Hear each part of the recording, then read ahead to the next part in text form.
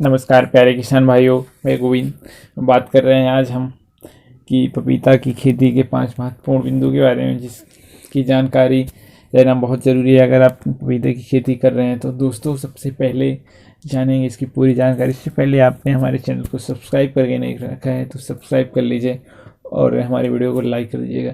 तो दोस्तों, में सबसे पहले ध्यान देनी चाहिए कि हमें पपीता की खेती कर रहे हैं तो इसकी समय पर बुआई करना बहुत ज़्यादा ज़रूरी है, क्योंकि अगर आप इसकी बुआई में अगर लेट करते हैं तो फिर इसका फल लाना भी लेट शुरू होगा और तब तक में ज़्यादा गर्मी हो चुकी होगी, जिससे आपका फल नुकसान होने की संभावना है और कीमत भी कम हो सकती है।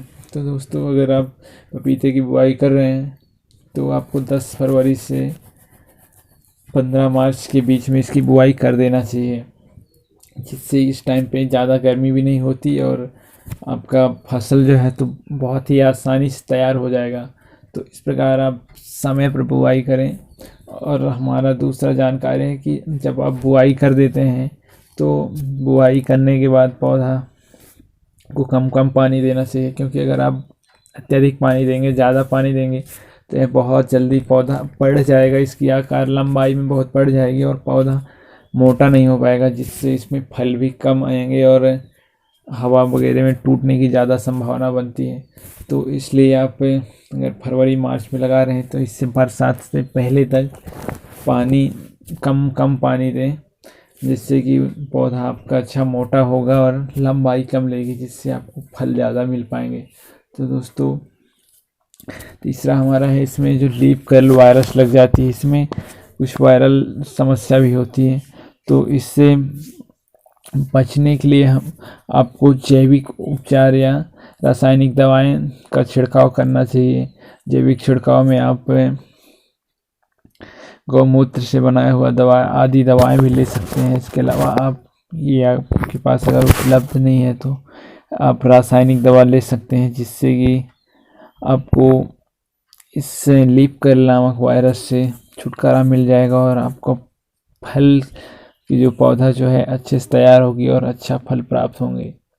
और नेक्स्ट है हमारा कि अगर आप इसकी सिंचाई जो है तो नाली विधि से कर रहे हैं, अगर आप नाली विधि से कर रहे हैं, नाली से इसकी सिंचाई कर रहे हैं, तो ऐसे हालत में आपको साफ सफाई का बहुत ध्यान देना है, क्योंकि नाली में पानी सिंचाई करते टाइम अगर आपका नाली साफ़ नहीं है तो कहीं पे अत्यधिक पानी भर जाएगी और कहीं पे कम पानी जा पाएगा, जिससे आपका पौधा नुकसान हो जाएगा। अगर आपका कुछ फंस जाता है तो आपका जो पपीते का पेड़ है, पौधा है, तो इसमें फंस करके उसको टेढ़ा भी कर सकता है और उसको नुकसान कर सकता है।